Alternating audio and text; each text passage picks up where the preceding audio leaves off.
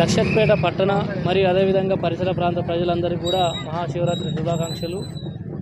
ఈరోజు మహాశివరాత్రిని పురస్కరించుకొని లక్షట్పేట గోదావరి నదీ తీరాన ఉన్నటువంటి బాతింగ్ ఘాట్కు పట్టే ప్రజలందరికీ కూడా ఎలాంటి అసౌకర్యం కలగకుండా బాతింగ్ ఘాట్ నందు అదేవిధంగా పార్కింగ్ ప్లేస్లో కూడా మా పోలీస్ సిబ్బందిని ఏర్పాటు చేసి బందోబస్తు ఏర్పాటు చేయడం జరిగింది.